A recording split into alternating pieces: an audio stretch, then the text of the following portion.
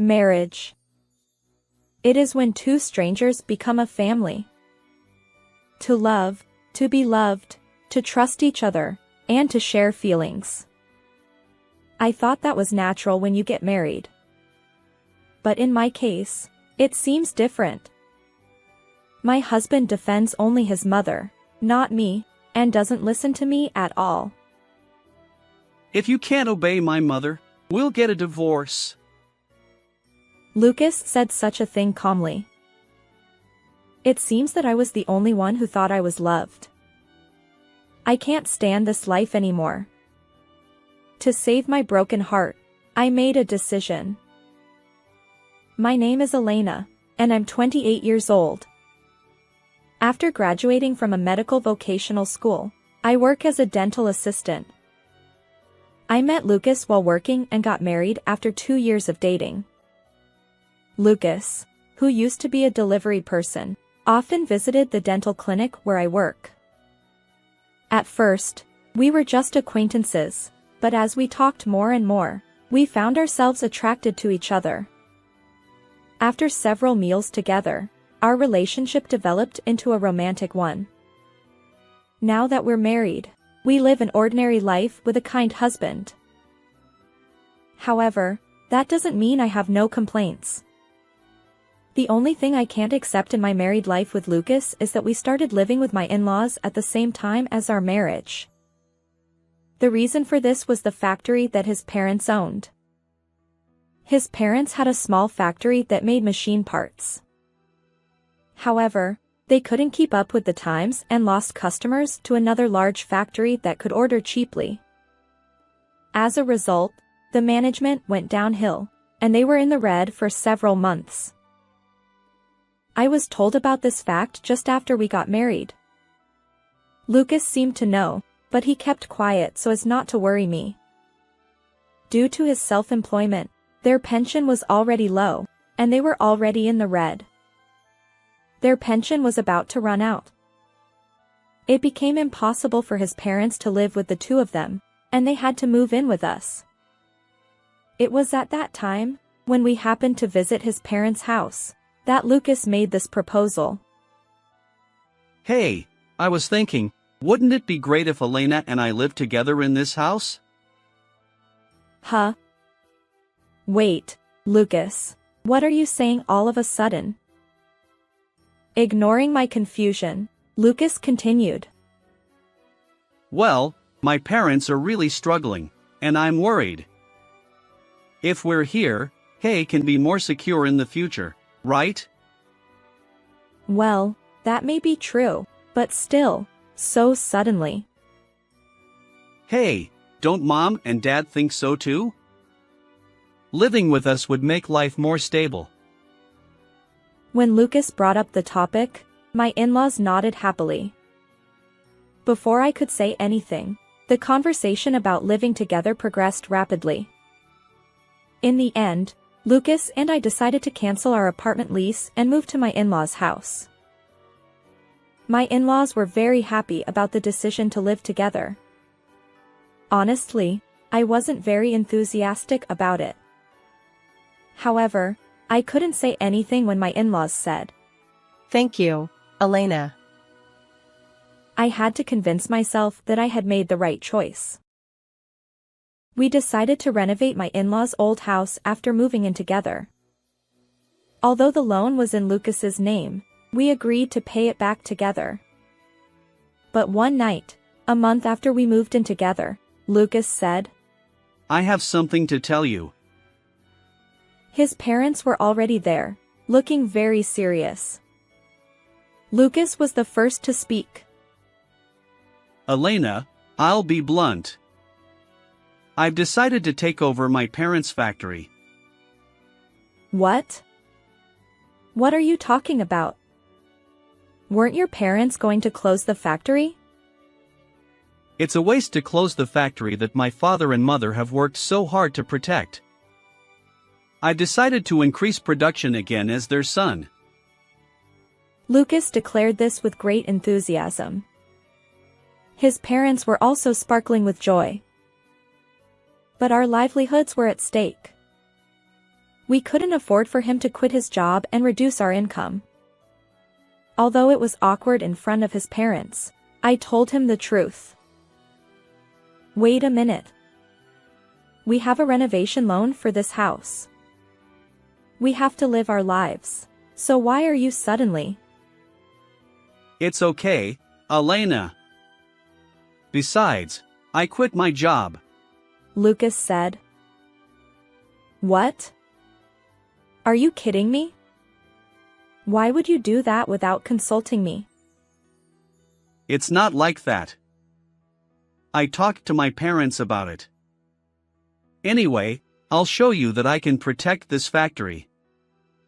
So please support me, Elena. Suddenly like this. I tried to persuade him to change his mind, but neither he nor my in-laws would listen. Despite my desperate pleas, Lucas was forced to take over his parents' factory.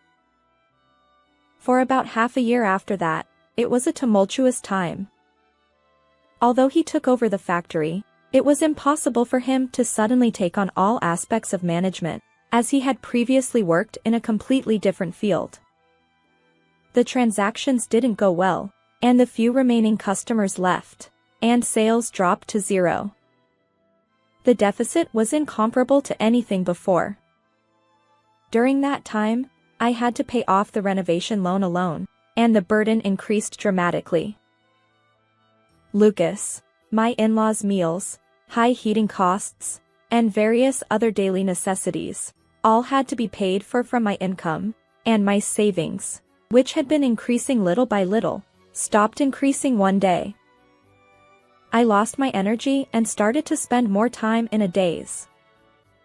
Talking with colleagues at work was the only time I could relax. Lucas's income is almost zero, but he's not worried at all. For now, let's talk properly soon. Otherwise, I'll be the only one suffering. I decided to talk to Lucas that night. After dinner and a bath, I brought up the topic to him. Lucas, I have something to tell you. As if interrupting me, he said, Oh, by the way, my sister will be living with us from next week. What? Why is your sister coming?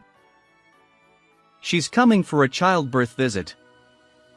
Her husband is busy with work, so she's coming to stay with us. Wait a minute. You know how difficult life is in this house, right? It's impossible to bear the burden of your sister's life. Besides, there's no room. We can lend her our bedroom. We can sleep on the sofa. I absolutely hate sleeping on the sofa. It will affect my work the next day. You're just a dental assistant at work. Hey, think about it more. We can't support your sister's childbirth in this situation. No matter how hard it is for my sister-in-law, I can't just accept it silently. With my current job, I'm barely able to pay off the renovation loan. Moreover, if something happens during childbirth, it's not just a matter of responsibility. Lucas showed me a face that seemed to be a hassle when I expressed my feelings, and sighed deeply. Hey, Elena, my sister is my family. So she's your sister-in-law, right? Why are you saying such cold things? Cold things? Lucas, you should think more about it. It's okay if we're behind on normal life, but right now I'm managing everything with my income alone. My sister-in-law is originally a housewife and has no income. It won't change much if there's one more person. Besides, we can take care of my sister-in-law's child first. Elena, you like children, don't you? That's not the issue. Anyway, I can't do it. If you want to take care of your sister, you should fix your life first. I said firmly and got into bed. Lucas sighed and left the bedroom. Of course, I was angry with him, but he would surely understand my feelings. Lucas will surely understand in the end. If I say this much, he will surely reconsider. I told myself that I trusted him and repeated, "It's okay," to myself many times. The next day was a day off from work, so I woke up slowly. I yawned and headed to the living room, where I found Lucas and my in-laws.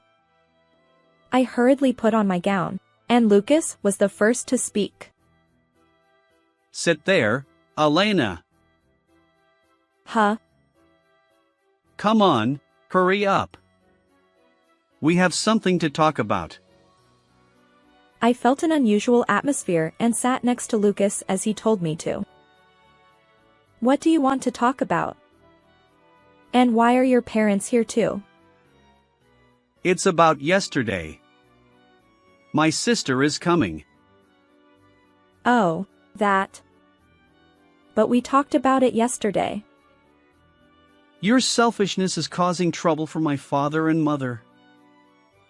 When Lucas brought up the topic, my in-laws, who had been silent until then, began to speak slowly. You dislike her coming back, didn't you? What's going on? She's coming back for a childbirth visit. Why don't you accept her? Wait a minute. Do you both know the current situation of our house? We're not even making ends meet. You're living well enough now, so there's no problem. That's right. One more person won't make a big difference in expenses. What are these people saying? They're not paying a penny and making me pay for everything. It's no joke to add one more person in this situation. I feel like I'm being made the bad guy, and I feel anxious. If I keep quiet any longer, I'll really end up doing what they want. I appealed to Lucas again when we were alone. Hey, Lucas, I can't do it. I haven't been able to save money for the past few months, and I can't take any more burden. Ha! Is that it again? My sister is pregnant. Can't you help a little? If you say that, then please share the living expenses. Your parents receive a pension, don't they? But they use all of it themselves. It's okay to do that much. My parents have been struggling until now. Let them have a little freedom. So, if you're saying that, I'm asking you to help a little too. Sorry, but don't increase my burden anymore. I became angry with Lucas, who didn't try to listen to me. I was so angry that I breathed through my shoulders. Seeing me like that, Lucas glared at me. Do you want to lower my or my parents' impression of you that much? What are you talking about? My mother said, Elena should have more awareness as a wife. It's common for a wife to follow her husband's family policy. You have too much ego. I looked straight into his eyes and said, "Don't be ridiculous. That's no different from being just a housekeeper. I've been watching you without saying anything about the factory issue. But this time, it's impossible. I can't bear any more burden." I poured out all my feelings. The unimaginable words came out of his mouth right after that. Don't be so selfish. That's why you're no good. If you can't obey my mother, we'll get a divorce. At that moment, all my emotions turned to anger. I thought I could understand him. It was the moment when that expectation collapsed in an instant. What's wrong with you? Don't make me more irritated. I know your sister-in-law is having a hard time, But are you telling me to bear more burden? That's not a joke. I'm sorry, but I can't do that anymore. Even if he hinted at divorce, my mind didn't change. I don't expect anything from him anymore. I told him clearly, who was with a triumphant grin. Okay, I got it. Divorce. But you'll regret it. Ha! I won't regret it. You'll be the one to regret it. Women are more damaged when they get divorced. You can say whatever you want. Well then, that's it. Contact me when the divorce papers are ready. I left the house with my luggage packed. I was surprised at how easily I had done it. I went to a real estate agent and signed a contract for an apartment near my company. Until the move-in date, I decided to stay at a friendly colleague's house. A few days later, my mother called me to tell me that the divorce papers had been sent. Since I hadn't told them about the divorce, my parents were surprised, but when I explained the situation, they agreed that it was better to get a divorce. I signed and submitted the divorce papers that were sent to me. Finally, I was able to end my relationship with my in-laws. 2 months later, I had gotten used to my new life and was almost forgetting about Lucas when he called me. Lucas's name was on the caller ID. Since I hadn't received any calls from him since the divorce, I hadn't deleted his contact information. I thought we had nothing to talk about, so I ignored the call, but my smartphone kept ringing. Reluctantly, I answered the phone. As soon as I tapped the call button, Elena! I heard Lucas's anxious voice. What do you want? I asked him curtly, and he began to speak in a panicked tone. Why aren't you transferring money anymore? Money? What are you talking about? Don't play dumb. It's about the renovation loan. You've been transferring the payment to my account, but why did you stop? It seems he thought I would continue to pay off the loan. There's no such thing as a free lunch after the divorce. Lucas continued to shout at me over the phone. Transfer the money right now. You're still my wife. I was so angry that I told him straight. Wife? I'm already your ex-wife. I quit being your wife. Didn't I tell you that you would regret it? What? Why are you suddenly saying that?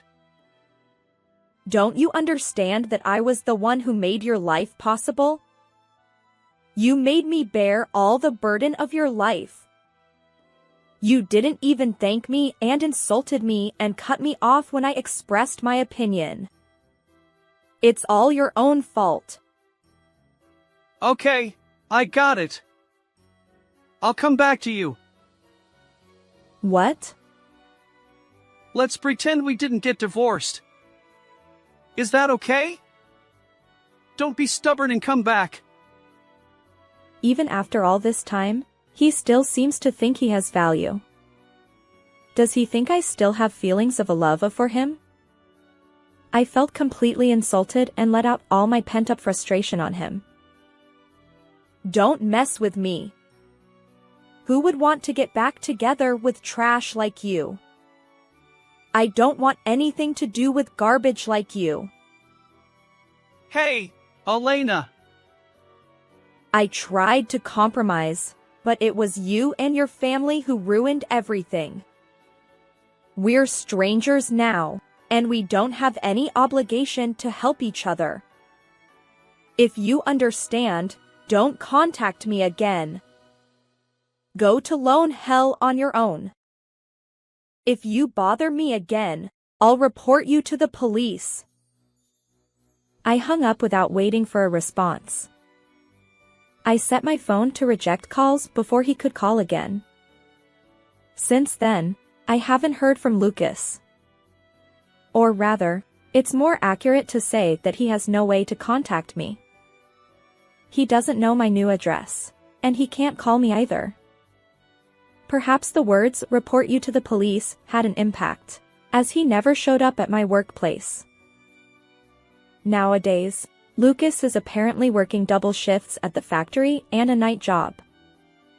He still has the renovation loan to pay off, so he'll probably continue to struggle for a while. Well, it's no longer my concern. According to rumors, Lucas's sister-in-law, who stayed with him, was already divorced.